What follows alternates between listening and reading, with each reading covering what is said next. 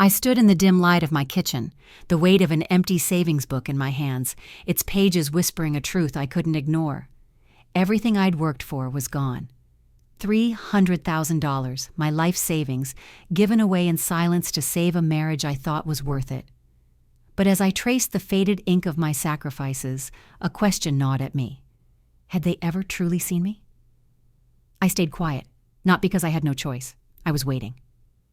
Welcome to the Betrayal Revenge channel, where stories come alive through voices you've never heard told this way before. Thank you for joining us. May these tales inspire you to reclaim your own strength. It all began 3 years ago, on a rainy afternoon I'll never forget. The rain tapped relentlessly against the window of my modest Chicago apartment, a rhythm that matched the steady ache in my chest. I sat at the small oak table, the one I'd kept from my teaching days, its surface scarred from years of grading papers and late-night coffee spills. The air smelled faintly of damp wood and the lavender candle I'd lit to calm my nerves. In front of me lay my savings book, open to the final entry, a balance of 0. My fingers trembled as I touched the page, the ink stark against the worn paper. $300,000, 30 years of scrimping, of saying no to vacations, to new clothes, to anything that wasn't essential. All of it, gone. I closed my eyes and the memory came rushing back, sharp as a blade. It was 6 months earlier in the sterile office of my lawyer, Mr. Callahan. The fluorescent lights buzzed overhead, casting harsh shadows on the mahogany desk between us. I'd sat there, clutching my purse, the leather cracked from years of use, listening as he explained the transfer. "You're sure about this, Margaret?" he'd asked, his voice gentle but firm. "Once it's done, there's no going back." I'd nodded, my throat tight. "It's for Sophie," I said, "for her marriage." Sophie, my daughter, my pride. At 37, she was everything I'd hoped she'd become, strong, ambitious, radiant. When she married Noah, I saw the spark in her eyes, the kind of love I'd once dreamed of for myself. Noah was charming, a startup founder with big ideas and bigger dreams, but dreams come with costs. His company, a tech venture promising to revolutionize education, had been teetering on the edge of collapse. A debt of $300,000 threatened to strip him of his shares, his control, his future, and with it, I feared, Sophie's happiness. I remembered the night Noah came to me. It was late, the city hushed under a blanket of snow. He'd stood in my living room, his coat dusted with flakes, his eyes hollow with desperation. "Margaret," he'd said, his voice low, "I don't know how to ask this." He didn't have to. I already knew.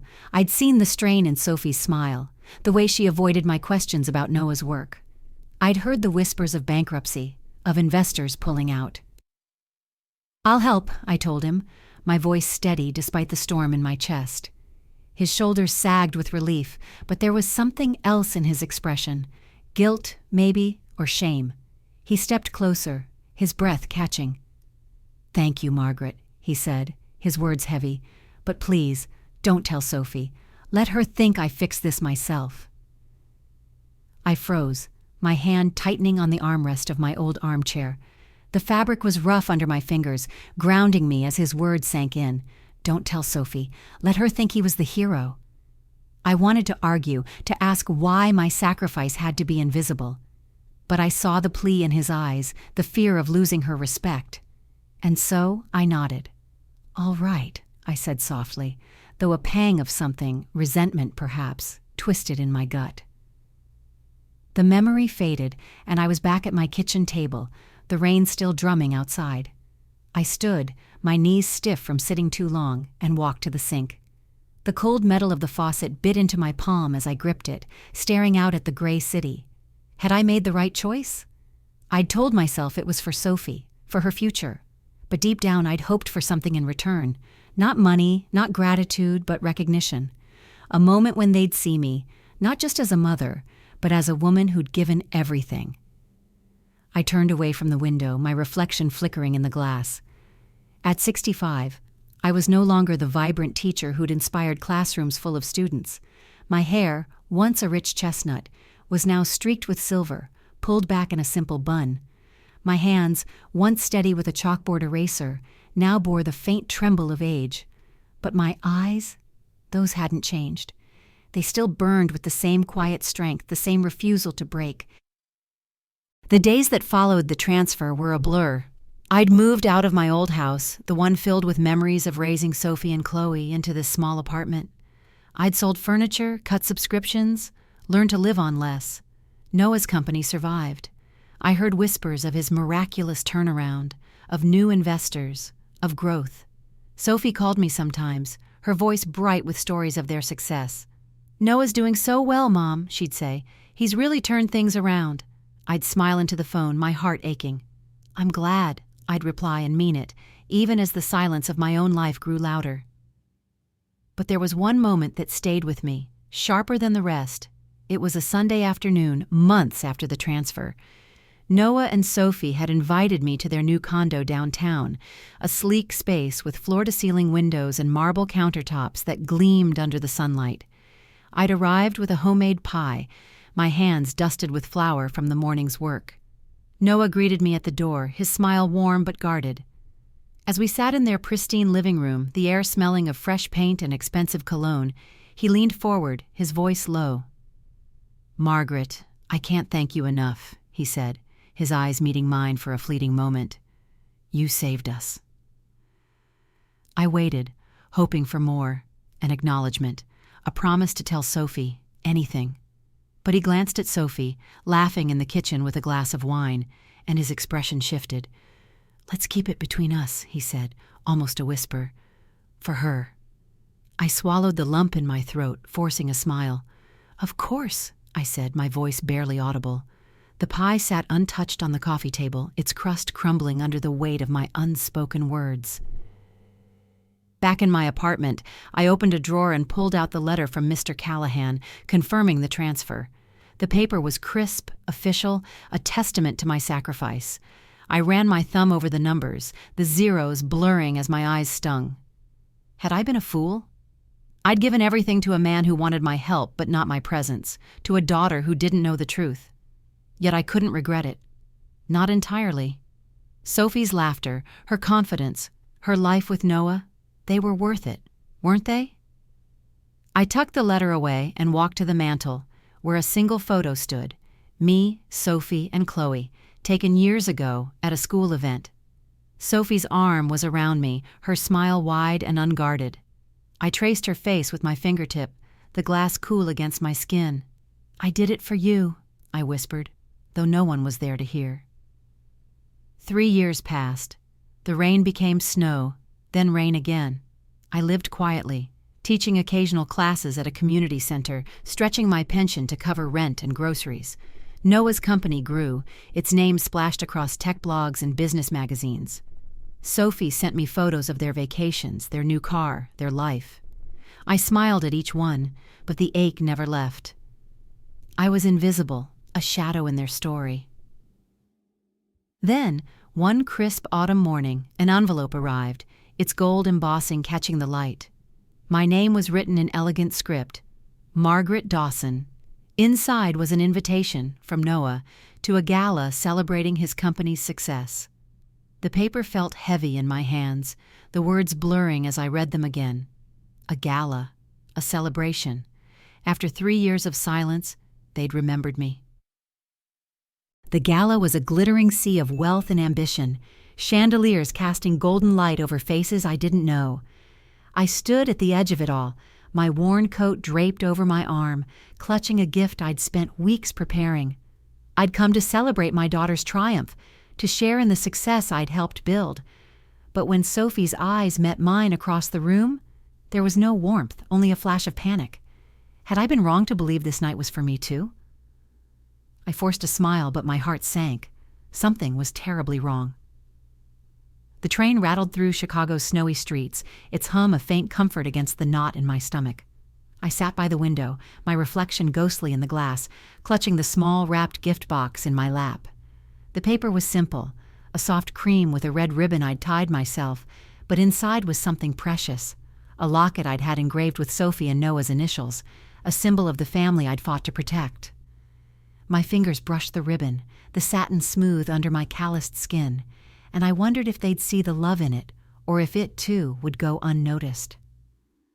I'd spent hours preparing for tonight. My dress, a navy blue number from my teaching days, was pressed but faded, its hem slightly frayed from years of wear. I'd pinned my silver hair into a neat chignon, hoping it looked elegant rather than tired.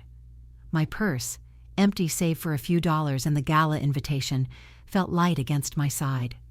The train lurched to a stop, and I stepped onto the platform, the icy air biting my cheeks. The gala was at a downtown hotel, a towering building of glass and steel that glowed against the winter sky. As I approached, the doorman's eyes flicked over me, lingering on my worn boots. "Name?" he asked, his tone clipped. "Margaret Dawson," I said, holding out the invitation. My voice was steady, but my heart raced. He scanned the paper, then nodded, stepping aside. The lobby was a vision of opulence. Marble floors, crystal chandeliers, the faint scent of orchids in the air. I smoothed my dress, feeling suddenly small, and followed the signs to the ballroom. The doors were open, spilling light and laughter into the hall. Inside, men in tailored suits and women in shimmering gowns moved like they belonged, their voices a low hum of power and privilege. I hesitated at the threshold, my breath catching. This was Noah's world now, Sophie's world, and I'd helped make it possible. The thought gave me courage, and I stepped inside, the gift box warm in my hands. The room was alive with movement, waiters weaving through the crowd, glasses clinking, a jazz band playing softly in the corner. I scanned the faces, searching for Sophie or Noah, my eyes catching on the banners overhead. Woo Technologies, a vision realized. Pride swelled in my chest, mingled with a quiet ache. I'd paid for that vision, but no one here knew. A young woman in a black uniform approached, her smile polite but distant. "Ma'am, are you with a party?" she asked, her eyes darting to my dress.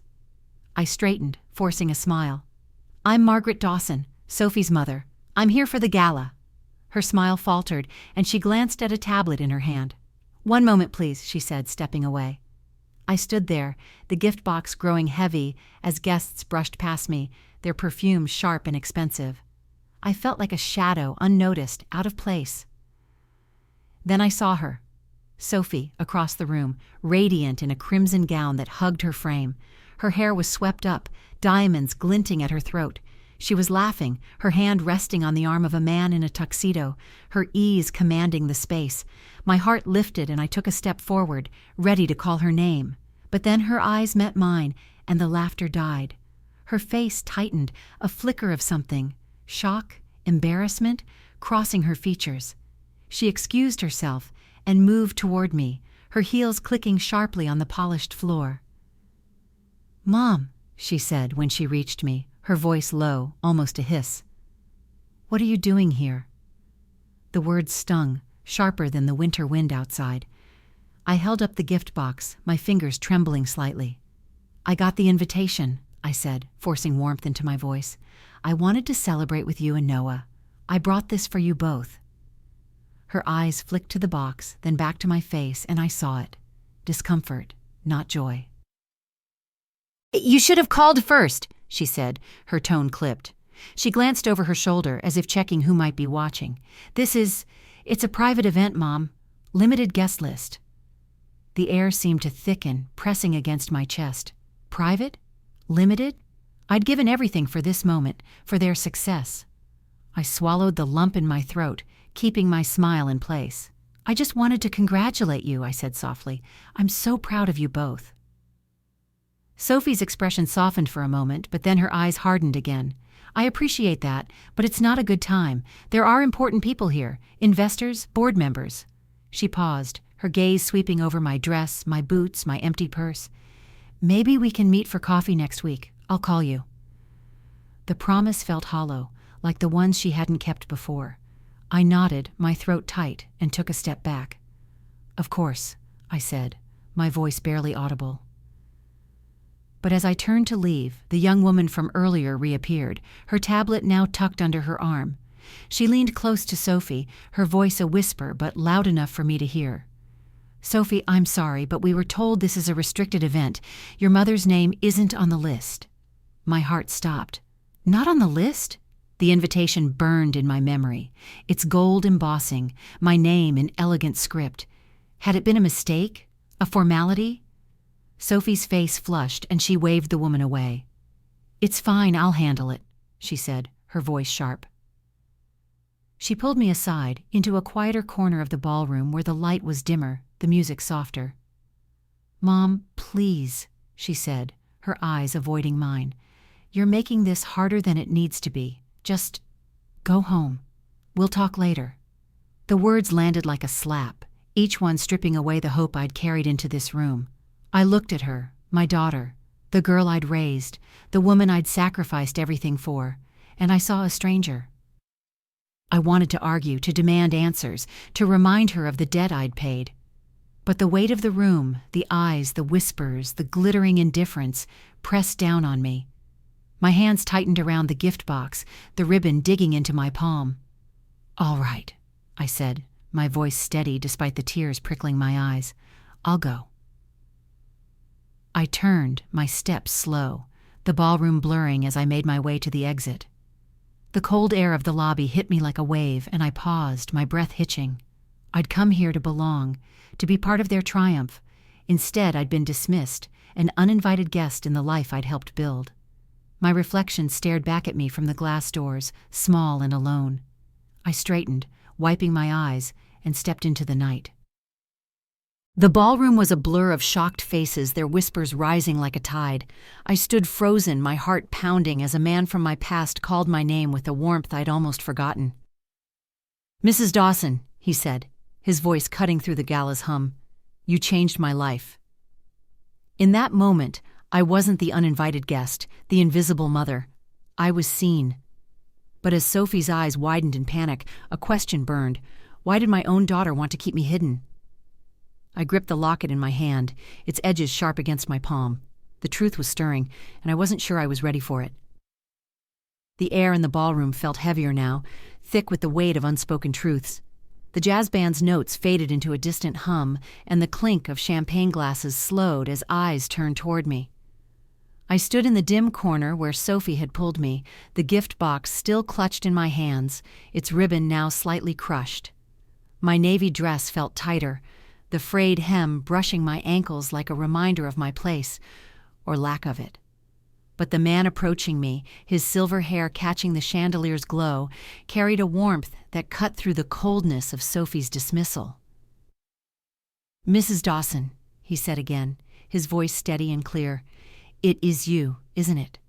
Margaret Dawson, my teacher from Westridge High?" His name came to me in a rush, Dr. Stephen Patel, one of my students from decades ago. His eyes, bright with recognition, held the same intensity I remembered from the boy who'd sat in the back row, scribbling notes with a hunger to prove himself. Now, he stood before me in a tailored suit, a man of presence, a house investor whose name I'd seen in the papers. I managed to smile, though my throat was tight. "Stephen?" I said softly, my voice almost lost in the room's murmur. "It's been a long time." He stepped closer, his gaze unwavering, and to my surprise he bowed slightly, a gesture of respect that felt both foreign and grounding. "A lifetime," he said, his voice rich with gratitude. "I thought I'd never get the chance to thank you properly." The room seemed to tilt, the crowd's whispers growing sharper. I felt Sophie shift beside me, her crimson gown rustling as she stepped forward, her smile tight. "Mom, maybe we should," she began, but Stephen raised a hand, his eyes still on me. "Please," he said, addressing the room now, his voice carrying effortlessly. "If you'll indulge me, I have a story to share." My heart raced. A story? I glanced at Sophie, whose face had paled, her lips pressed into a thin line. Noah appeared at her side, his jaw tight, his hand resting lightly on her arm. The gift box in my hands felt heavier, the locket inside a silent witness to the moment unfolding. Stephen turned to the crowd, his presence commanding their attention. 25 years ago, he began, I was a kid on the verge of giving up. My family was struggling, and I was ready to drop out of high school. But one teacher saw something in me. She stayed late, 3 nights a week, helping me with my studies. She told me something I've never forgotten. "Stephen, your mind is your power. Don't let anyone take it from you." His words hit me like a wave, pulling me back to those evenings in the empty classroom, the chalk dust on my hands, the way Stephen's eyes would light up when he grasped a concept. I'd believed in him, just as I'd believed in all my students. But hearing it now, in this room full of strangers, made my chest ache with a pride I hadn't felt in years. The crowd was silent, their eyes shifting between Stephen and me. A woman in a sequined dress murmured to her companion, "Who is she?" The question hung in the air, unanswered. Stephen turned back to me, his smile soft but resolute. "That teacher was Margaret Dawson," he said, gesturing to me. "And I'm standing here today, a doctor, an investor, a man who's built a life because of her." The room erupted in soft gasps and murmurs. I felt my cheeks flush, the weight of their gazes pressing against me. I wanted to shrink back, to retreat to the shadows where I'd been pushed. But Stephen's words anchored me, and I stood straighter, my shoulders squaring despite the tremble in my hands. "Mrs. Dawson," Stephen said, his voice lowering, "I've looked for you for years. When I heard you'd retired, I tried to find you through the school, but—" He paused, his eyes flicking to Sophie, then back to me. "No one seemed to know where you were." The implication hung heavy, and I saw Sophie's hand tighten on Noah's arm. My mind raced. Had they deliberately kept me hidden? The thought was a knife, twisting deeper with every second. Before I could respond, Stephen turned to the stage where a microphone stood under a spotlight. "Excuse me?" he called to the MC, a young man in a tuxedo who looked startled. "I'd like to pause the program for a moment. There's someone who deserves to be recognized." The MC hesitated, glancing at Noah, who gave a curt nod. My stomach churned. This wasn't part of their plan, and I could feel their tension like a storm brewing. Stephen extended his hand to me, his eyes warm but insistent. "Mrs. Dawson, please come with me." I froze, my breath catching. The crowd was watching, their curiosity a palpable force. Sophie stepped closer, her voice a harsh whisper. "Mom, don't. You don't need to make a scene." Noah leaned in, his tone urgent. "Margaret, please, let's not disrupt the program." Their words stung, but something in me shifted, a spark of defiance kindled by Stephen's recognition. I looked at them, my daughter and her husband, their faces taut with fear. Fear of what? The truth? "What are you afraid of?" I asked, my voice low but steady. "That people might know who I am?" Sophie's eyes widened, but she said nothing. I turned to Stephen, placing the gift box on a nearby table, and took his hand. His grip was firm, reassuring, and I let him lead me to the stage. The spotlight was blinding, the heat of it warming my face as I stepped onto the platform. The crowd's murmurs faded, replaced by a heavy silence. I felt exposed, my frayed dress a stark contrast to the elegance around me, but Stephen stood beside me, his presence a shield. He handed me a bouquet of white roses, their petals soft against my fingers, their scent sweet and grounding. "This is for you," he said, loud enough for the room to hear. "For everything you've done, not just for me, but for countless others." The crowd began to clap, a slow, hesitant rhythm that grew into a wave. I clutched the roses, my eyes stinging with tears I refused to let fall. I looked out at the sea of faces, some curious, some moved, some skeptical, and then I saw Sophie, standing near the front, her face ashen, her hands clasped tightly. Noah was beside her, his expression unreadable. The weight of their silence was crushing, but Stephen's voice pulled me back.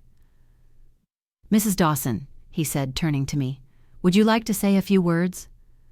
The microphone loomed before me, a challenge I hadn't expected. I hesitated, my mind racing with memories of the classroom, of Sophie's childhood, of the debt I'd paid in secret. I could stay silent, retreat as I always had, or I could speak. I stepped forward, my hand trembling as I gripped the microphone. "Thank you, Stephen," I began, my voice soft but clear. I never imagined I'd be standing here tonight. Teaching was my life, my way of making a difference. I didn't do it for recognition, but to know I touched even one life. I paused, my eyes finding Stephen's. That means more than I can say. The ballroom fell silent, a hush so deep I could hear my own heartbeat. I stood on the stage, the roses in my arms trembling as I faced the crowd, their eyes boring into me. Stephen's words had cracked open a truth I'd buried for years, and now it was spilling out. "They didn't borrow from a bank," I said, my voice steady but sharp. "They borrowed from me." Sophie's face drained of color, and Noah's hand froze on his glass. Had they thought I'd stay silent forever? I stepped back from the microphone, my breath shallow. The truth was free, but at what cost? The spotlight burned against my skin, its heat a stark contrast to the chill settling in my bones. The bouquet of roses in my arms felt heavier now, their petals brushing my wrists like a whispered reminder of the fragility of this moment. The ballroom was a sea of faces, curious, shocked, judgmental, each one waiting for what I'd say next. My navy dress, frayed at the hem, clung to me like a second skin, and I could feel the weight of my empty purse, left on the table with the gift box. I was Margaret Dawson, a retired teacher, a mother, a woman who'd given everything. And now, I was something else, a truth teller, standing on a stage I hadn't asked for. Dr. Stephen Patel stood beside me, his presence steady, his eyes urging me to continue. The microphone loomed, its silver surface catching the light like a blade. I'd spoken already, a few halting words of gratitude, but the truth I'd just let slip, they borrowed from me, hung in the air like smoke, curling into every corner of the room. The crowd's silence was deafening, broken only by the faint clink of a glass somewhere in the back. I glanced at Sophie, my daughter, standing near the front, her crimson gown a stark contrast to her ashen face. Her eyes, wide with panic, pleaded with me to stop. Noah, beside her, gripped his champagne flute so tightly I thought it might shatter. Their fear was palpable, a living thing that twisted in my gut. I shouldn't have said it. Not like that. Not here, in front of strangers who didn't know our history. But Stephen's voice pulled me back, low and deliberate, as he leaned toward the microphone. "Mrs. Dawson," he said, addressing the crowd, "has just shared something remarkable. 3 years ago, when Wu Technologies was on the brink of collapse, it wasn't a bank or an investor who saved it. It was her." He paused, letting the words sink in, his gaze sweeping the room. I remember the rumors back then, Noah Wu's miraculous turnaround, the sudden influx of cash, but no one knew where it came from. Now we do. The crowd erupted in whispers, heads turning, eyes darting between me, Sophie, and Noah. A man in a pinstripe suit leaned toward his companion, muttering, "300,000 from her?" A woman in a sapphire gown raised an eyebrow, her lips curling in disbelief. I felt exposed. My sacrifice laid bare for judgment. My hands tightened on the roses, their thorns pricking through the tissue paper, grounding me in the pain. I wanted to run, to flee this stage and the weight of their scrutiny. But I didn't. I couldn't. Not now. Stephen turned to me, his voice softer now, meant for me alone. "Tell them, Mrs. Dawson. They need to hear it from you." His eyes held a quiet strength, the same determination I'd seen in him as a boy, struggling to rise above his circumstances. I nodded, though my throat was dry, and stepped back to the microphone. The metal was cool under my fingers, a stark contrast to the heat in my cheeks. I took a breath, the air tasting of champagne and anticipation, and began. 3 years ago, I said, my voice steady despite the tremor in my chest. Noah came to me. His company was failing, and with it, his marriage to my daughter Sophie. I paused, my eyes finding Sophie's. She looked away, her hands clasped so tightly her knuckles were white. I couldn't bear to see her lose everything. So I gave him what I had, my life savings, $300,000. The words felt like stones, heavy and unyielding as they fell into the silence. I didn't tell anyone, not Sophie, not my other daughter, Chloe. Only my lawyer knew. Noah asked me to keep it secret, to let Sophie believe he'd saved the company himself. The crowd's whispers grew louder, a low hum of shock and intrigue. I saw a woman in the front row, her pearls gleaming, lean forward, her eyes wide. A man near the back scribbled something on a napkin, his brow furrowed. I pressed on, my voice gaining strength. I gave it willingly because I believed in their future. I sold my furniture, moved to a smaller apartment, lived on less. I thought, My voice cracked and I paused, swallowing the lump in my throat. I thought it would mean something to them, that they'd see me. The silence that followed was absolute, the kind that presses against your skin. I reached into my pocket, my fingers brushing the folded letter I'd carried with me for years. It was from Mr. Callahan, my lawyer, confirming the transfer. The paper was worn, its edges soft from countless readings, but the words were still clear. I unfolded it, the rustle loud in the quiet, and held it up. "This is the proof," I said, my voice calm, almost cold. "A transfer of $300,000 dated 3 years ago. My name, Noah's name, the account details. It's all here."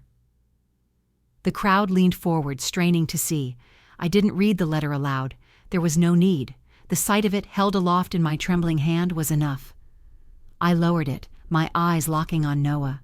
He stood rigid, his face a mask of control, but I saw the flicker of fear in his eyes. Sophie's hand gripped his arm, her nails digging into his sleeve. They hadn't expected this. They'd thought I'd stay silent, invisible, as I always had. A voice broke the silence, sharp and commanding. "Is this true, Noah?" It was a man in a gray suit, his glasses glinting under the lights. I recognized him from the tech blogs, a board member of Woo Technologies. His tone was laced with suspicion, and the room turned to Noah waiting. Noah cleared his throat, his smile forced. "Margaret did help us," he said, his voice smooth but strained. "She did it for family, for Sophie. We're grateful." Grateful. The word was a slap, hollow and meaningless. I felt a surge of anger, hot and unfamiliar, rising in my chest. "Grateful," I said, my voice cutting through his. "If you were grateful, why didn't anyone here know I was Sophie's mother? Why was I told this was a restricted event? Why have you never once acknowledged what I did?" The questions poured out, each one sharper than the last, and I saw Noah flinch, his composure cracking. The crowd's whispers turned to murmurs, then to open conversation. "She's his mother-in-law?" a woman hissed. "They didn't tell anyone?" another voice said.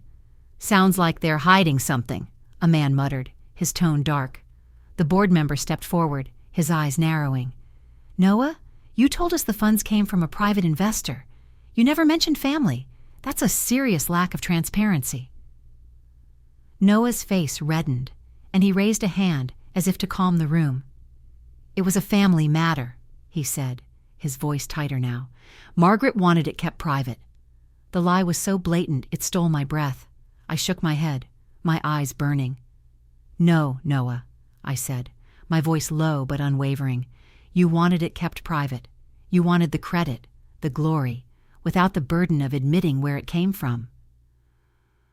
Sophie stepped forward, her voice trembling but sharp. "Mom, please," she said, loud enough for the room to hear.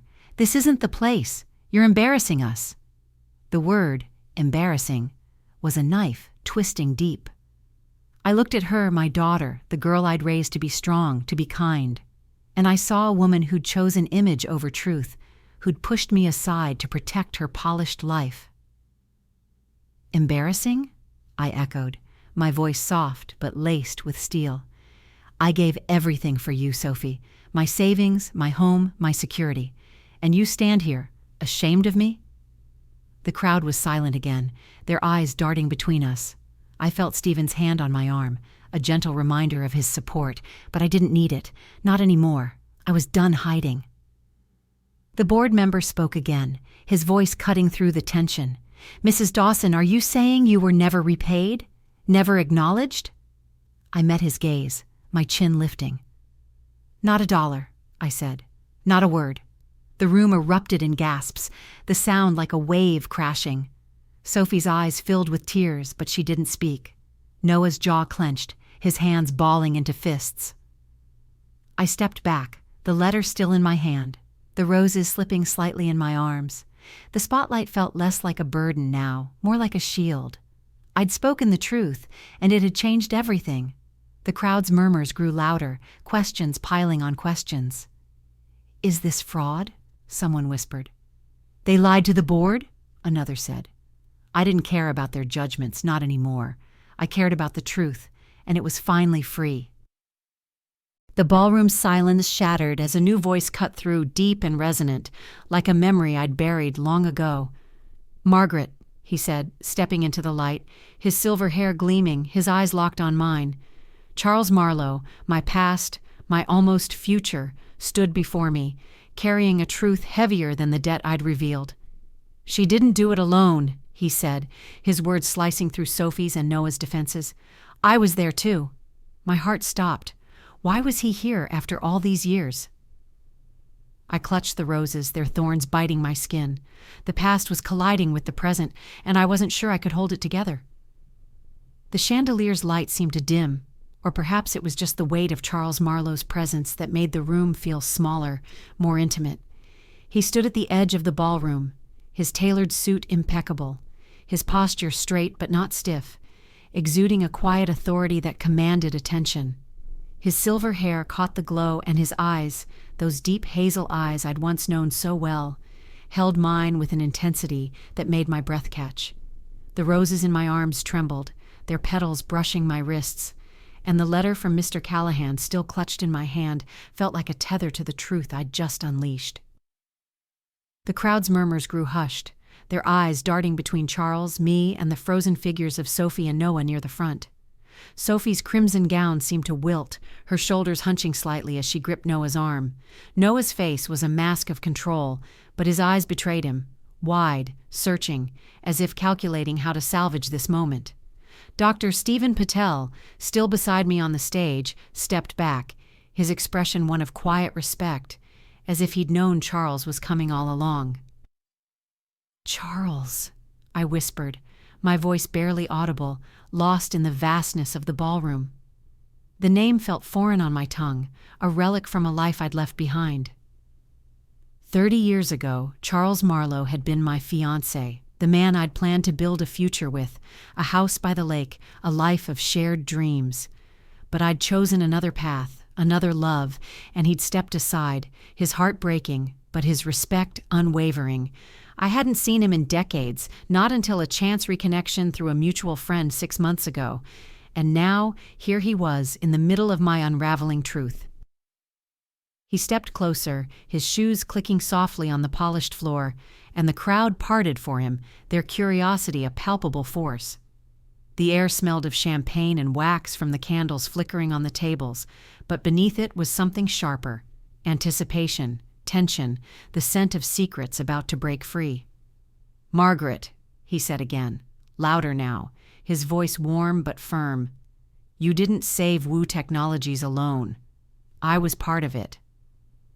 The words hit like a thunderclap. Sophie's head snapped up, her eyes wide with shock. Noah's glass slipped from his hand, shattering on the floor, the sound echoing in the silence.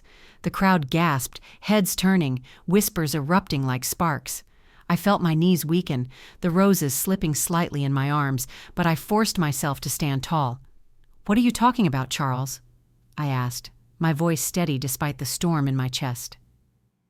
He reached into his jacket, pulling out a slim envelope, its edges crisp and official.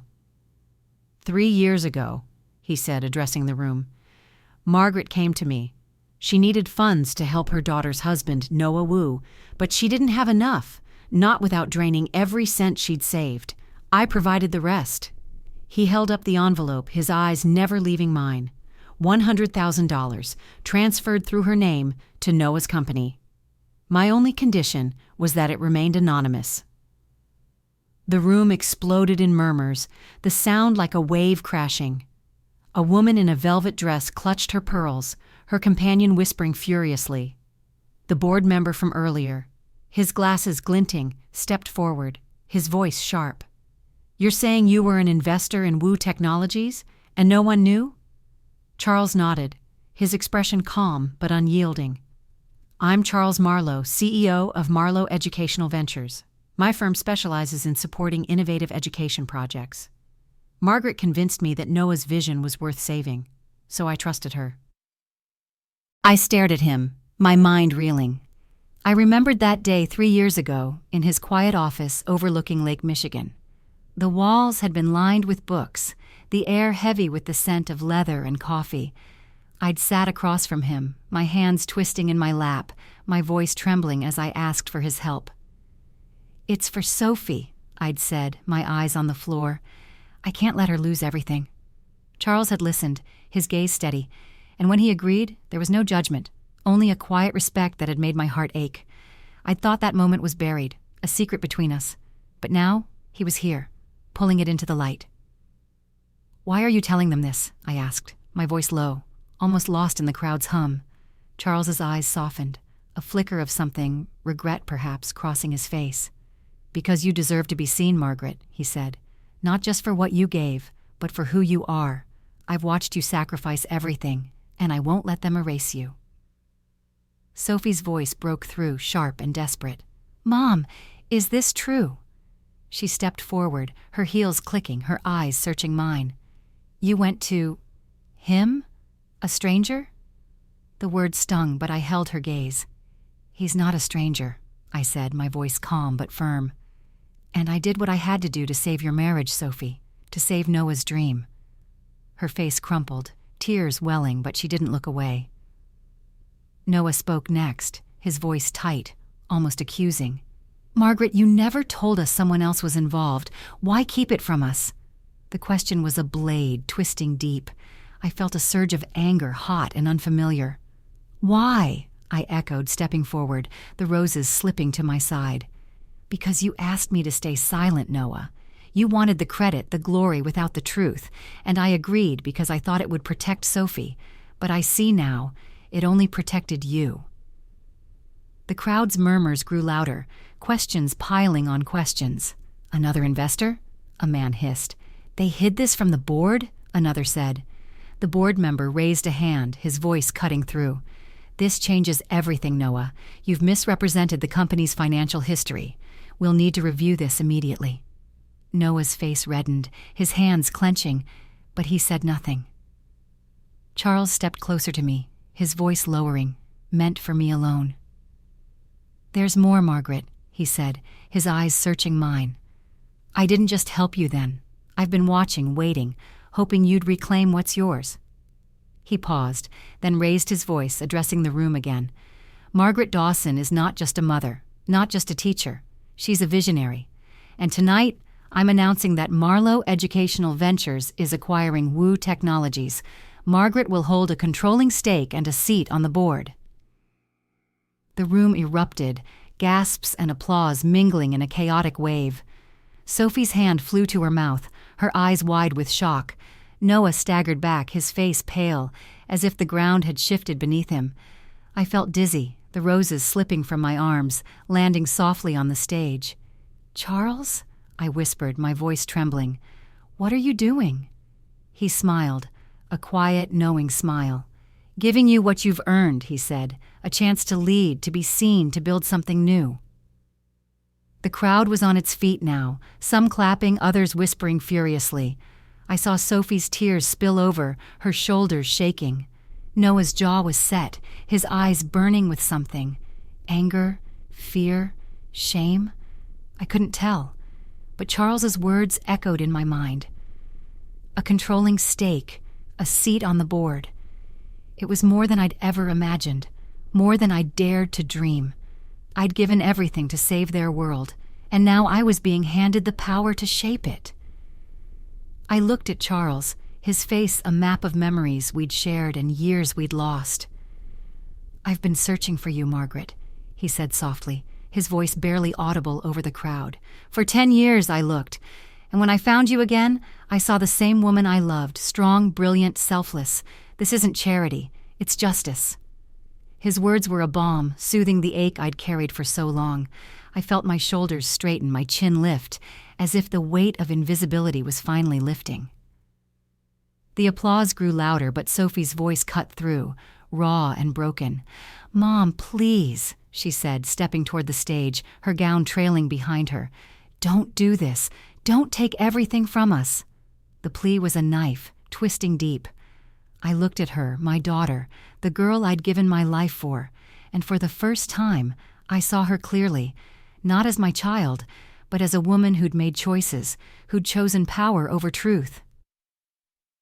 The ballroom was a storm of whispers and shattered glass, Sophie's tears glistening under the chandeliers as she pleaded, "Mom, we were going to thank you." But her words rang hollow, drowned by the weight of Chloe's trembling confession. "Sophie said you didn't fit our brand." My heart fractured, not from pain, but from clarity. They hadn't just hidden my sacrifice, they'd erased me. Could I still call them family? I set the roses down, my hands steady now. I wasn't their mother tonight, I was Margaret Dawson, and I was done waiting for their respect. The air in the ballroom was thick, heavy with the scent of spilled champagne and wilting orchids, the chandeliers casting jagged shadows across the polished floor. I stood at the edge of the stage, the roses now resting on a nearby table, their petals bruised from my grip.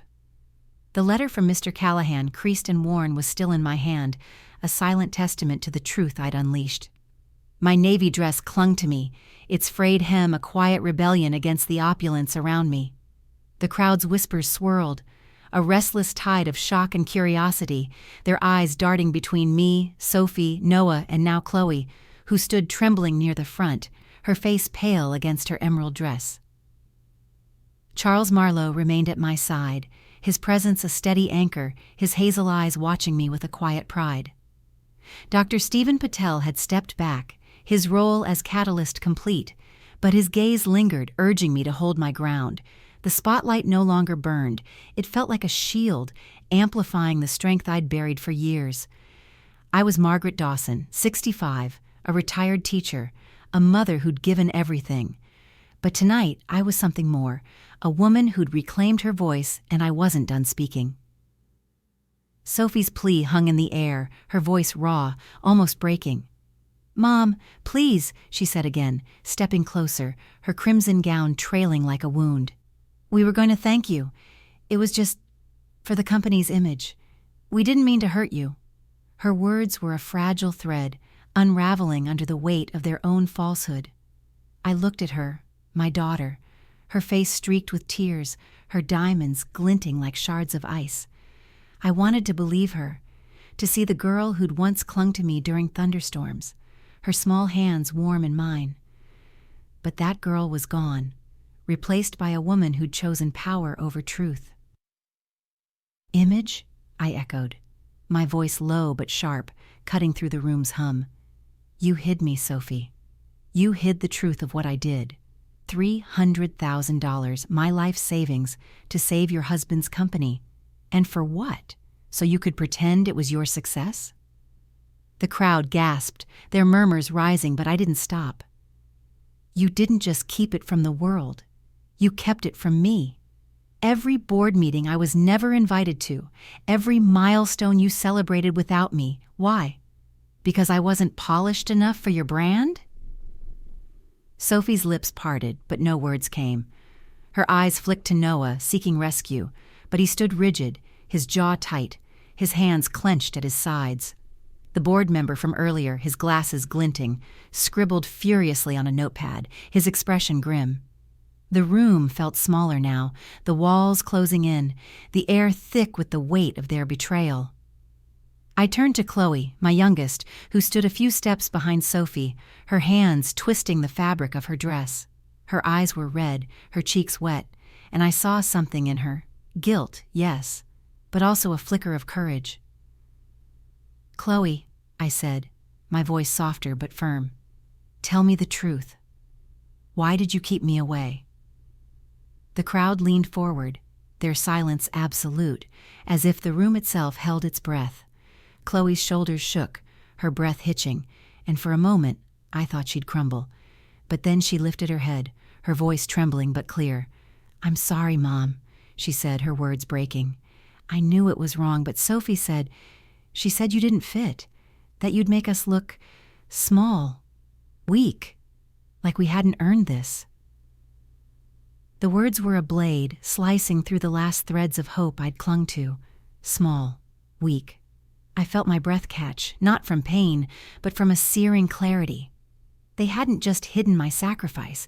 They'd erased me, ashamed of the woman who'd given them everything. The crowd's gasps were louder now, a wave of outrage and disbelief. A woman in a sapphire gown clutched her companion's arm, whispering, Their own mother? A man near the back shook his head, his voice low but audible. Disgraceful. Noah stepped forward, his voice cold, calculated. This is getting out of hand, he said, addressing the room, his charm a thin veneer over his panic. Margaret, you're twisting this. We built this company through strategy, hard work. Your help was appreciated, but it was a family matter, not a corporate one. His words were smooth, but they landed like stones, heavy and false. I turned to him, my eyes narrowing. A family matter? I said, my voice rising, resonant. Then why was I never part of your family, Noah?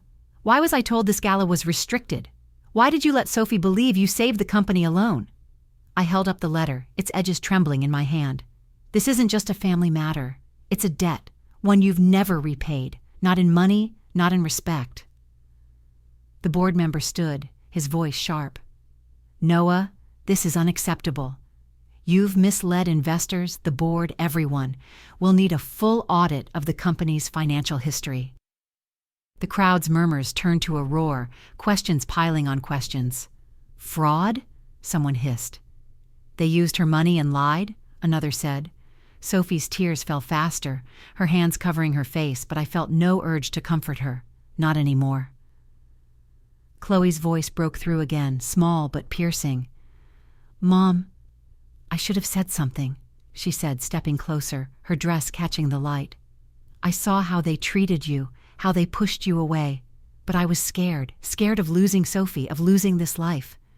Her words were a confession, raw and unfiltered, and I saw the girl I'd raised, the one who'd once drawn me pictures of flowers, her hands smudged with crayon. But she'd made her choice too. I looked at them, Sophie, Noah, Chloe, 3 faces I'd loved, 3 lives I'd built.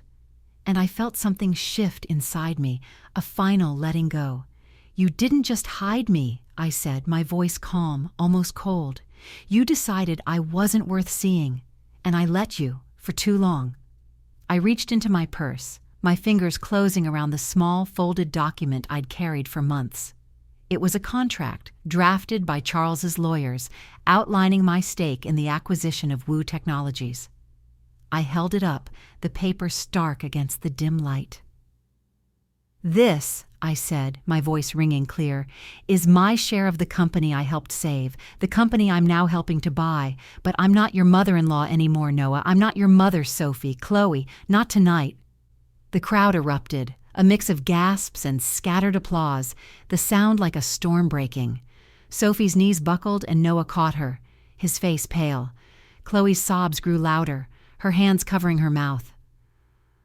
I stepped off the stage, the contract still in my hand, Charles following close behind. The crowd parted, their eyes wide, some nodding in respect, others whispering in shock. I felt their gazes, but they no longer weighed me down. I was free, not from pain, but from the need for their approval. As I reached the edge of the room, I turned back, my eyes meeting Sophie's. You had a choice, I said, my voice steady. You still do, but I'm done waiting for you to make it. The ballroom's roar faded as I walked away, the contract in my hand a quiet victory. But in my purse, another secret waited, a deed to the house where I'd raised Sophie and Chloe, the home I'd bought back with blood and time. I'd meant to gift it to them, to mend our broken family. Now, as Sophie's tearful eyes followed me, I wondered, did they deserve it?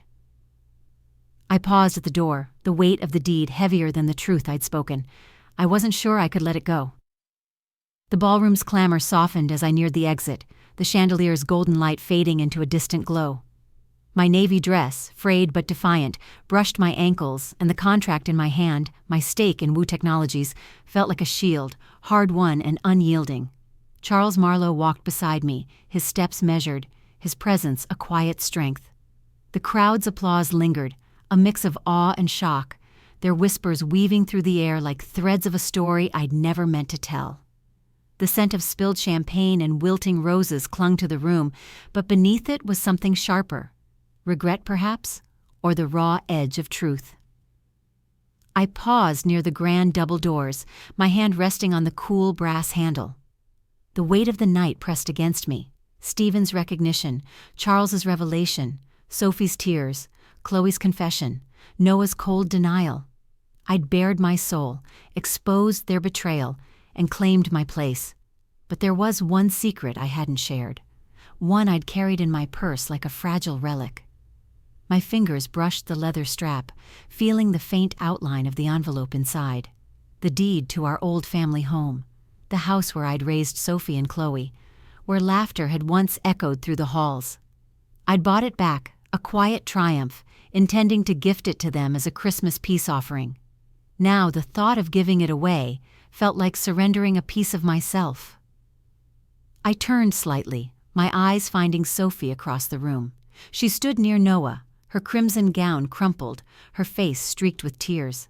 Chloe was beside her, her emerald dress catching the light, her hands clasped as if in prayer.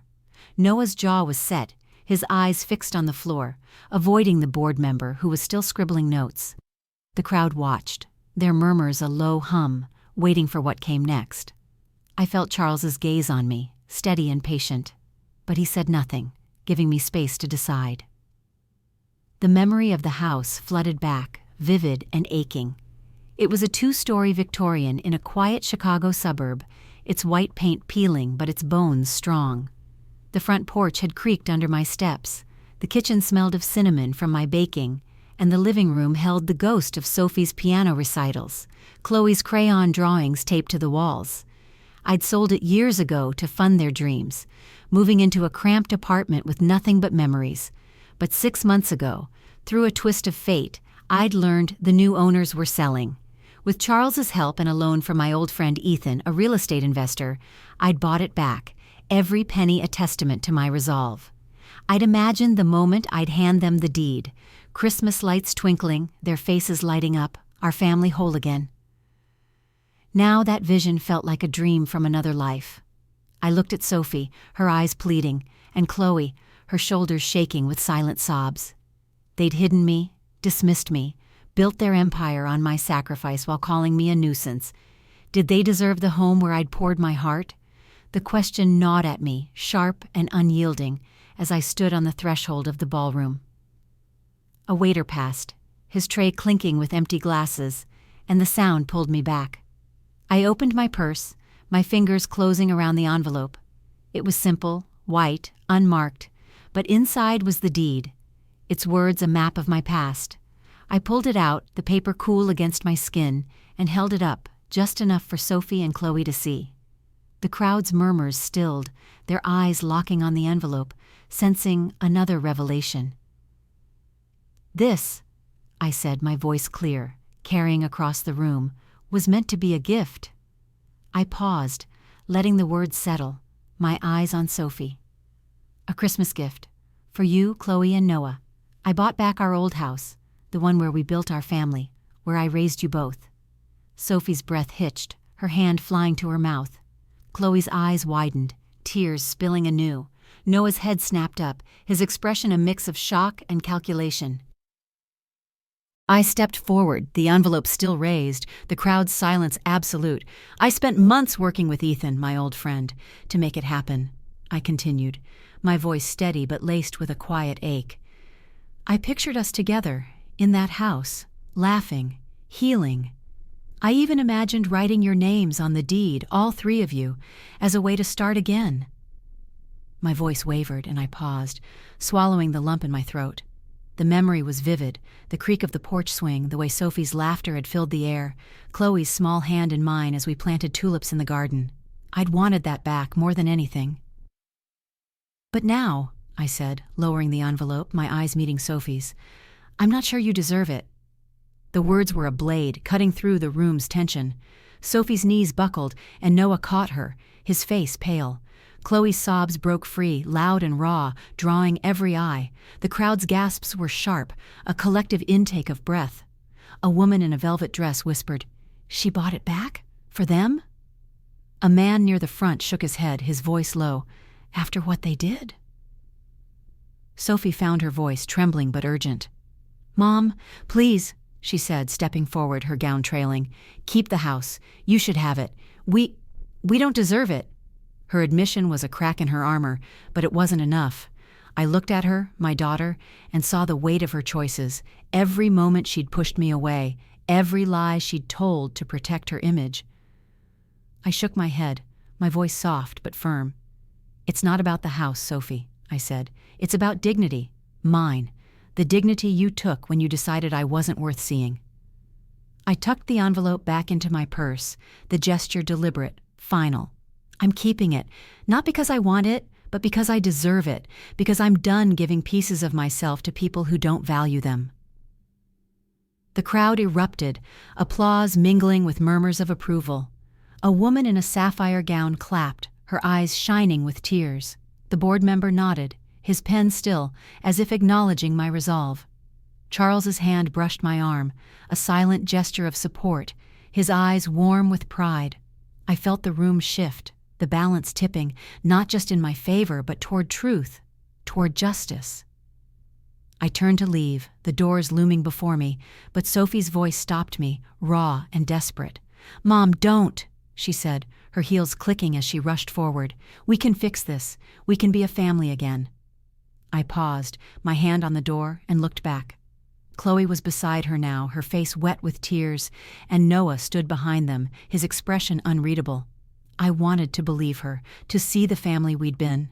But the house, the deed, the memories, they were mine now, and I wasn't ready to share. The boardroom was silent, its glass walls reflecting the Chicago skyline, but I felt the weight of every eye on me. I sat at the head of the table, my contract and the deed to my home resting before me, a testament to the life I'd reclaimed. Noah's voice trembled as he said, "Margaret, you're part of this now." But as I traced the edges of the deed, I wondered, could I sit among them without losing myself again? I leaned back, my hands steady, and met their gazes. I wasn't here to blend in. I was here to lead. The boardroom was a world apart from the Gala's glittering chaos, its sleek minimalism a stark contrast to the chandeliers and champagne. Floor-to-ceiling windows framed the Chicago skyline, the morning sun casting long shadows across the polished mahogany table. The air smelled of fresh coffee and the faint metallic tang of new electronics, the room's silence broken only by the soft hum of the air conditioning. I sat at the head of the table, my navy blazer, a new purchase, crisp and tailored, hugging my shoulders. Before me lay two documents, the contract granting me a controlling stake in Wu Technologies and the deed to the family home, its envelope slightly creased from the night before. Both were anchors, grounding me in a moment I'd never imagined. The board members sat along the table, their faces a mix of curiosity, respect, and unease. Charles Marlowe was to my right, his silver hair catching the light, his presence calm but commanding. Dr. Stephen Patel, invited as an observer, sat near the end, his eyes warm with pride. Across from me were Sophie, Noah, and Chloe, their expressions a tangled mess of guilt, defiance, and fear. Sophie's crimson lipstick was gone, her face bare and pale, her hands clasped tightly in her lap. Noah's suit was immaculate, but his jaw was tight, his eyes darting to the contract before me. Chloe's fingers twisted a strand of her hair, her emerald earrings glinting as she avoided my gaze. I ran my thumb over the deed's envelope, the paper cool and smooth, its weight a reminder of the home I'd reclaimed, the Victorian house where I'd raised my daughters, its porch swing creaking, its kitchen warm with the scent of bread. I'd kept it, not out of greed, but because it was mine, a piece of my soul I refused to surrender. The contract, though, was different. It was power, a seat at the table of the company I'd saved, now mine to shape. Charles's acquisition had made it possible, but this moment, my first board meeting as a controlling stakeholder, was mine to define. The board member from the Gala, Mr. Grayson, cleared his throat, his glasses glinting as he opened a leather binder. "Mrs. Dawson," he said, his voice formal but not unkind, "we're here to finalize the terms of Marlowe Educational Ventures' acquisition of Wu Technologies. Your stake grants you significant influence. We'd like to hear your vision." His words were a challenge, but also an invitation, and I felt the room's attention sharpen, every eye on me. I leaned forward, my hands resting lightly on the table, the contract's pages crisp under my fingers. "Thank you, Mr. Grayson," I said, my voice steady, resonant. "My vision is simple. Education, not profit, drives this company. Wu Technologies was built to revolutionize learning, to make knowledge accessible. I want to ensure it stays true to that, not just in words, but in action." The board members nodded, some scribbling notes, others exchanging glances. Charles's lips curved into a faint smile, his eyes meeting mine with quiet approval. Noah shifted in his seat, his voice low but edged with tension. "Margaret, that's admirable," he said, choosing his words carefully. "But the market demands growth. We can't ignore investors' expectations." His tone was measured, but I saw the flicker of fear in his eyes, fear of losing control, of being overshadowed. I met his gaze, unflinching. "Growth doesn't mean abandoning purpose, Noah," I said. "You built this company on my money, my trust. If you want it to survive, you'll listen to me now." The room stilled, the air thick with the weight of my words. Sophie's breath hitched, her hands tightening in her lap. Chloe's eyes flicked to me, wide and searching, as if seeing me for the first time. Mr. Grayson raised an eyebrow, his pen pausing. "Mrs. Dawson," he said, "you're proposing a shift in priorities. Can you elaborate?" I nodded, my mind racing but clear. "Affordable platforms," I said. "Partnerships with underfunded schools. Scholarships for students who can't pay. That's the legacy I want, not headlines, not stock prices." The board members murmured, some nodding, others skeptical. A woman in a gray suit, her hair pulled back tightly, spoke up. "That's noble but costly. How do you propose we fund it?" I smiled, a quiet confidence settling in my chest. "By cutting executive bonuses," I said, my eyes flicking to Noah. "By streamlining marketing that prioritizes image over impact. And by leveraging Marlowe Ventures' resources." Charles nodded, his voice calm but firm. "My firm is committed to this vision. We'll provide the capital to make it work." The boardroom's silence was deafening, Sophie's tearful plea hanging in the air like a fragile thread. "Mom, I'm sorry," she said, her voice breaking, "for everything we took from you." Chloe's quiet nod echoed her, but Noah's eyes remained fixed on the table, his silence louder than words. I held the contract and deed my anchors and wondered, could their apologies mend what they'd broken, or was it too late? I stood, my gaze steady, and spoke a truth I'd never dared before. They'd have to earn me back. The boardroom's glass walls seemed to pulse with the weight of Sophie's words, the Chicago skyline beyond them a silent witness to this moment. The mahogany table gleamed under the morning light, its surface reflecting the contract and deed before me, symbols of the power and home I'd reclaimed. The air was crisp, tinged with the faint scent of coffee and the sharp edge of nervous anticipation. My navy blazer, new and tailored, felt like armor, and my silver hair, pinned neatly, caught the light as I sat at the head of the table, no longer an outsider, but a force. Charles Marlowe sat to my right, his hazel eyes steady, his presence a quiet reassurance. Dr. Stephen Patel, near the end of the table, watched with a faint smile, his pride in me palpable. The board members, their binders open, pens poised, waited, their curiosity a low hum in the room. Across from me sat Sophie, Noah, and Chloe, their faces a map of guilt and desperation. Sophie's eyes were red, her hands trembling as she clutched a tissue. Noah's jaw was tight, his gaze fixed on the table, avoiding mine. Chloe's fingers twisted a strand of her hair, her emerald earrings glinting as she stole glances at me. Sophie's apology lingered, her voice still echoing in my mind. "Mom, I'm sorry for everything we took from you." She'd stood, her voice raw, tears spilling as she spoke. "We were wrong to hide you, to act like you didn't matter. I see it now. How much you gave, how much we hurt you. Please, give us a chance to make it right." Chloe had nodded, her voice soft but clear. "I'm sorry too, Mom. I should have stood up for you. I want to be better." Their words were heavy, weighted with regret, but Noah's silence was a void, his refusal to speak a barrier I couldn't ignore.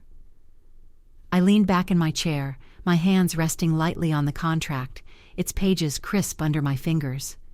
The deed to the family home, its envelope creased from the Gala, sat beside it, a reminder of the life I'd fought to reclaim. The Victorian house, its creaking porch, its kitchen warm with the scent of cinnamon, its walls holding the echoes of Sophie's piano and Chloe's laughter, was mine now, not theirs. I'd planned to gift it, to heal our fractured family, but their betrayal had changed everything. Now, their apologies stirred a storm in my chest, hope warring with distrust, love clashing with the need to protect myself. The board member, Mr. Grayson, adjusted his glasses, his voice breaking the silence. "Mrs. Dawson, we've heard your family's statements. The board respects your position and your vision for Wu Technologies, but we'd like to know, how do you wish to proceed, personally and professionally?" His question was a pivot, pulling the room's focus back to me. I felt every eye, Charles's, Stephen's, the board's, my family's, waiting for my answer. I stood, the movement deliberate, my blazer smoothing against my frame. The room stilled, the air thick with expectation. I picked up the contract, its weight grounding me, and held it briefly before setting it down. Then I touched the deed, my fingers tracing its edges, the paper cool and familiar. "Thank you, Mr. Grayson," I said, my voice clear, resonant. "Professionally, I'm committed to this company. I'll work with Charles and the board to ensure Wu Technologies serves its true purpose, education, not ego. We'll start with the initiatives I outlined: affordable platforms, school partnerships, scholarships." The board members nodded, some scribbling notes, others exchanging glances of approval. Charles's faint smile widened, his eyes warm with pride. I turned to Noah, my gaze unwavering. "Noah, you'll remain CEO for now, but your decisions will be transparent, accountable to me and the board. No more secrets, no more lies." His face tightened, a flicker of resentment crossing his features, but he nodded, his silence a grudging acceptance. I shifted my focus to Sophie and Chloe, their faces pale, their eyes pleading. "Personally," I said, my voice softening but firm, "your apologies mean something, but they're not enough." Sophie's breath hitched, her tissue crumpling in her hand. Chloe's eyes filled with tears, but she didn't look away. I continued, my words measured, each one a step toward clarity. "You didn't just hide my sacrifice, you hid me, your mother, the woman who gave you everything. You decided I wasn't worth seeing, and that's a wound words alone can't heal." The room was silent, the board members still, their pens idle. I picked up the deed, holding it up, its envelope stark against the room's sleekness. "This house," I said, my voice steady, "was meant to be yours. I bought it back, imagining us together, a family again.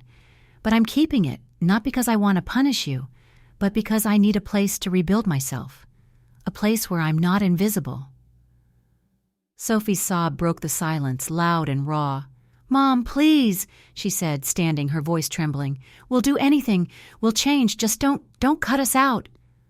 Chloe stood too, her hands shaking. "I know I failed you, Mom," she said, her voice cracking, "but I love you. I want to earn your trust."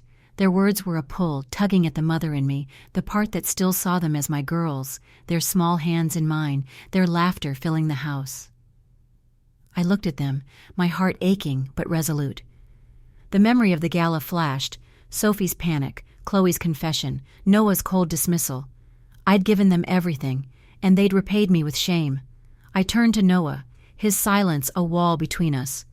"Noah," I said, my voice sharp, "you haven't said a word, no apology, no regret. Why should I believe you're part of this?"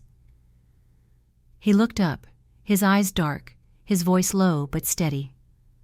"Margaret," he said, "I'm sorry you feel hurt.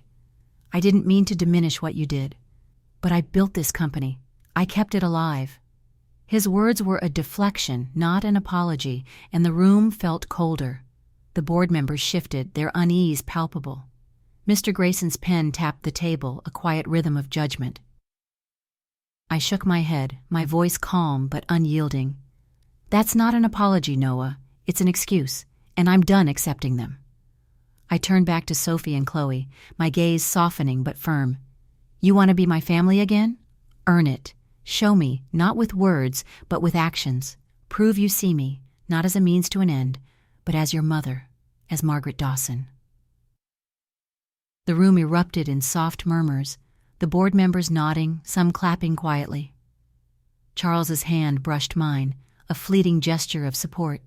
Stephen's smile was wide, his eyes shining with admiration. I set the deed down, its weight no longer a burden but a promise, to myself, to the life I was building.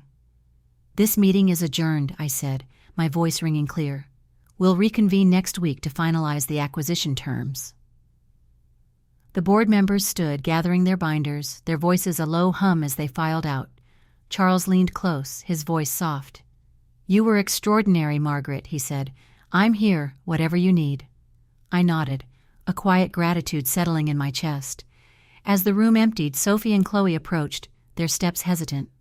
"Mom," Sophie said, her voice barely a whisper, "can we talk? Just us?" Chloe's eyes pleaded, her hands clasped tightly. The old Victorian house creaked under my steps, its familiar warmth wrapping around me like a long-lost friend. I stood in the living room, the deed in my hand, surrounded by memories of Sophie and Chloe's childhood. Outside, their car pulled up, their faces hesitant through the window. They'd come to prove themselves, but as I touched the walls I'd fought to reclaim, I wondered, could they honor the legacy I'd built, or would they falter again? I opened the door, my heart steady but guarded. This was their last chance to show me who they could be. The morning light filtered through the lace curtains of the Victorian house, casting soft patterns across the hardwood floor. The air smelled of polished wood and the faint trace of cinnamon from a candle I'd lit, a nod to the days when this kitchen was alive with baking and laughter. I stood in the living room, the deed to the house resting on the mantel, its envelope crisp against the worn paint of the shelf. My navy blazer was gone, replaced by a simple cream sweater, my silver hair loose around my shoulders. This was my home, my sanctuary, the heart of the life I'd reclaimed, and I felt its strength in every creak, every memory etched into its walls. The house was as I'd left it, modest but sturdy, its white exterior peeling slightly, its porch swing swaying gently in the autumn breeze. I'd spent weeks restoring it, painting the trim, planting tulips in the garden, hanging photos of Sophie and Chloe from their childhood. Sophie at her piano, her small fingers dancing over the keys. Chloe with her crayons, her smile bright as she drew flowers for me. The memories were vivid, but they carried a bittersweet edge, tangled with the pain of their betrayal. I'd fought to buy this house back, not for them, but for me, a place to rebuild, to remember who I was before I'd given everything away. I ran my fingers along the mantel, the wood smooth under my touch, and paused at a framed photo of the three of us, me, Sophie, and Chloe, taken on the porch years ago. My smile was tired but warm, their arms around me, their laughter frozen in time. I'd kept it, not out of nostalgia, but as a reminder of what I'd fought for and what I'd lost. The boardroom meeting 2 weeks ago had been a turning point. Sophie and Chloe's apologies, Noah's grudging silence, my demand that they earn my trust. I'd given them time, space to prove themselves, but I hadn't expected them to come here, to this house, so soon. The sound of a car engine broke the quiet, tires crunching on the gravel drive. I stepped to the window, parting the curtains to see a familiar sedan pull up. Sophie stepped out first, her coat a muted gray, her face pale but determined. Chloe followed, her scarf fluttering, her eyes scanning the house as if seeing it for the first time. Noah emerged last, his suit sharp but his posture stiff, his expression unreadable. My heart tightened, a mix of hope and caution, as I watched them approach the porch, their steps hesitant, their voices low. I opened the door before they could knock, the hinges creaking softly. The autumn air rushed in, cool and crisp, carrying the scent of fallen leaves. "Sophie, Chloe, Noah," I said, my voice calm but firm, my hands steady at my sides. "I didn't expect you." Sophie's eyes met mine, red-rimmed but clear, and she offered a small smile, fragile but genuine. "Mom," she said, her voice soft, "we wanted to see you, to talk. Can we come in?" I hesitated, my gaze flicking to Chloe, then Noah. Chloe's hands were clasped, her expression open, almost pleading. Noah's eyes were guarded, but he nodded, a slight gesture of acknowledgement. I stepped aside, gesturing them in. "Come in," I said, my tone neutral, my heart guarded. They entered, their footsteps echoing in the quiet, and I closed the door behind them, the click loud in the stillness. The living room felt smaller with them in it, their presence a reminder of the years we'd shared and the years we'd lost. Sophie's eyes darted to the photos on the mantel, lingering on the one of us together. Chloe's fingers brushed the arm of the old couch, her touch tentative, as if afraid to disturb the past. Noah stood near the window, his hands in his pockets, his gaze fixed on the garden outside. I watched them, my daughters and the man I'd once called family, and felt the weight of their choices pressing against me. "Sit," I said, gesturing to the couch and chairs. They did, Sophie and Chloe side by side, Noah in the armchair, his posture rigid. I remained standing, my hands resting lightly on the back of a chair, the deed visible on the mantel behind me. "Why are you here?" I asked, my voice steady, cutting through the tension. Sophie took a breath, her hands twisting in her lap. "We've been thinking," she said, her voice trembling but clear, "about what you said, about earning your trust. We want to try, Mom, really try." Chloe nodded, her voice soft but earnest.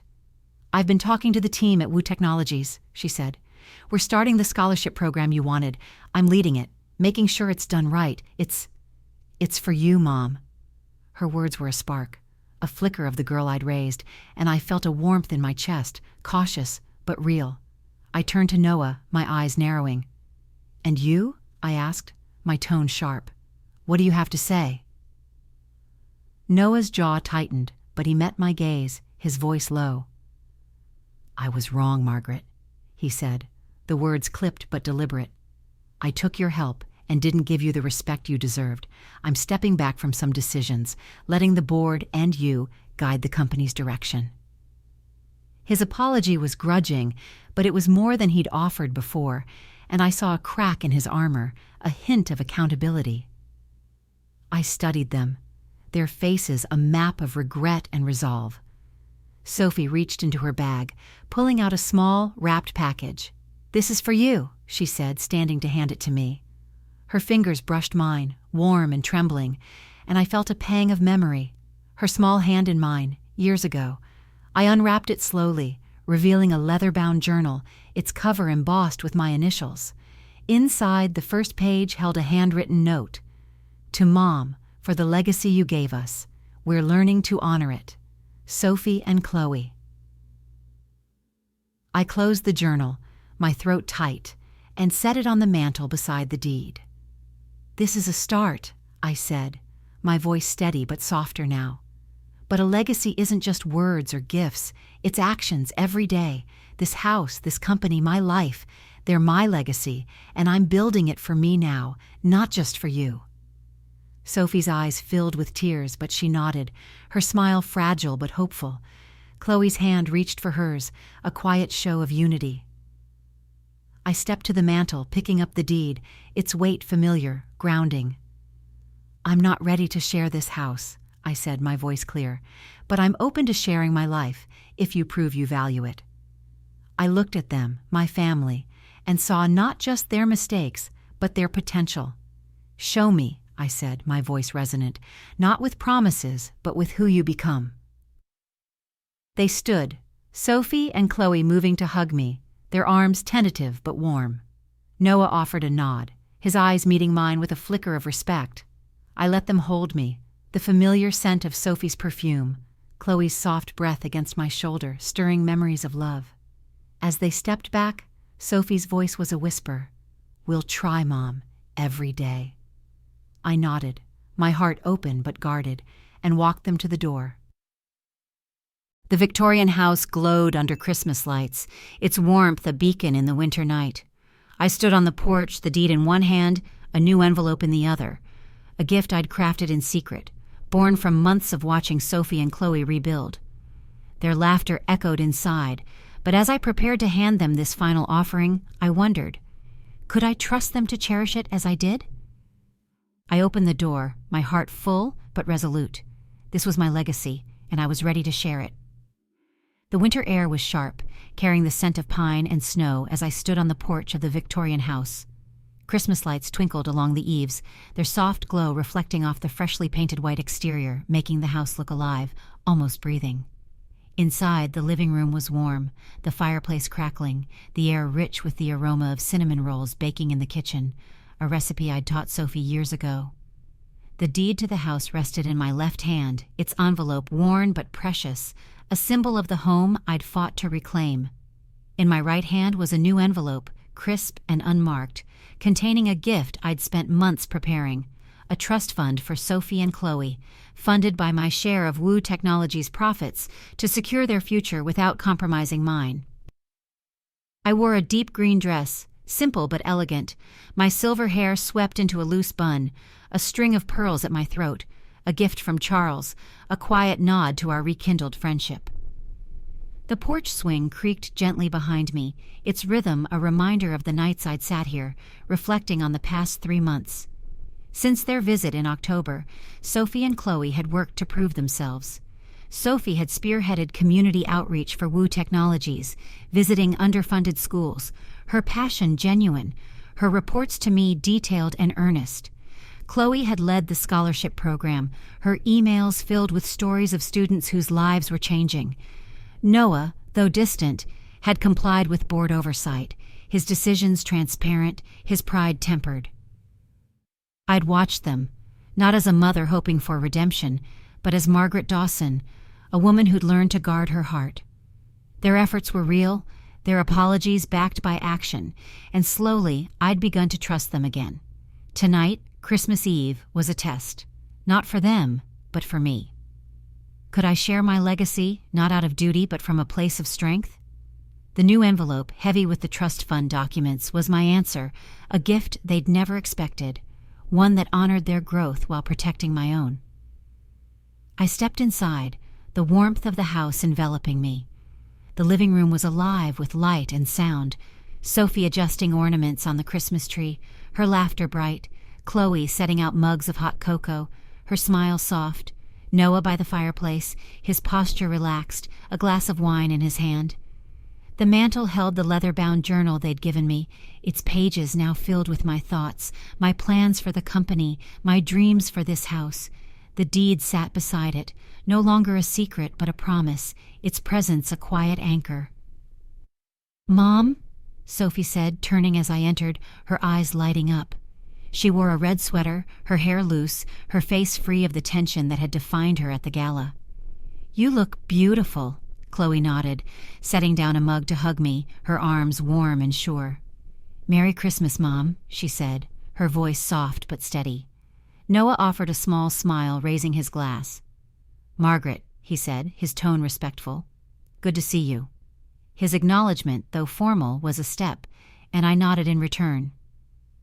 I gestured to the couch, my hands steady despite the flutter in my chest. "Sit," I said, my voice calm, resonant.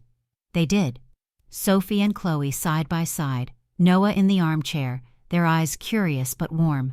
I stood by the mantel, the deed and new envelope in my hands, the fire's glow casting shadows across the room. "This house," I began, holding up the deed, "is where we built our family. It's where I raised you, where I learned what it means to love and to lose. I kept it for me because I deserved it. But tonight, I want to share something with you." Sophie's breath caught, her hands clasping Chloe's. Noah leaned forward, his eyes narrowing slightly, attentive but cautious. I set the deed down and held up the new envelope, its weight a testament to the months of planning, the meetings with Charles and my financial advisor, the careful balance of generosity and self-preservation. "This," I said, my voice clear, "is a trust fund for you, Sophie and Chloe. It's funded by my share of Woo Technologies' profits to support your futures, your dreams, your families, your choices." Chloe's eyes widened, tears welling. "Mom," she whispered, her voice breaking, "you didn't have to." Sophie shook her head, her smile trembling. "Why, Mom? After everything, why give us this?" Her question was raw, echoing the doubt I'd wrestled with, but I was ready. I stepped closer, the envelope still in my hand, my gaze steady. "Because I'm not giving it out of guilt or obligation," I said. I'm giving it because I choose to, because you've shown me you're trying to be better. But this isn't a blank check, it's a responsibility. Use it to build something meaningful, not just for yourselves, but for others." Noah's expression softened, a flicker of respect crossing his face. "Margaret," he said, his voice low, "this is generous. Thank you." His words were simple, but they carried a weight, a shift from the man who'd once dismissed me. I nodded, handing the envelope to Sophie, her fingers trembling as she took it. She opened it, her eyes scanning the documents, Chloe leaning close, their breaths catching as they read the figures, the terms, the future I'd secured for them. I sat across from them, the fire's warmth on my back, and watched as they absorbed the gift. The memory of the gala flashed, Sophie's panic, Chloe's confession, Noah's silence, but it felt distant now, a chapter closed. They'd hurt me, yes, but they'd also grown, their actions over the past months a bridge between us. Sophie looked up, tears streaming, and stood to hug me, her arms tight. "I love you, Mom," she said, her voice muffled against my shoulder. "I'll make you proud." Chloe joined us, her embrace fierce, her words a whisper. "Thank you for believing in us." I held them, my daughters, their warmth a reminder of the love that had always been there, beneath the pain. Noah stood, offering a handshake, his grip firm. "We'll do right by this, Margaret," he said, and I saw a spark of humility, a man learning to listen. I nodded, stepping back, my heart full but grounded. "I know you will," I said, my voice steady. "But this house, this life, it's still mine. You're welcome here, but only as long as you honor it." They nodded, their smiles soft, their eyes clear. We moved to the kitchen, the cinnamon rolls ready, their scent filling the air as we sat together, laughing, sharing stories of Christmases past. The photos on the mantel watched over us, the deed and journal silent witnesses to the family we were rebuilding. As the night deepened, the question that had haunted me, could I trust them, faded, replaced by a quiet certainty. They were my family, flawed but striving, and I'd given them a gift, not of sacrifice, but of strength, a legacy to carry forward together.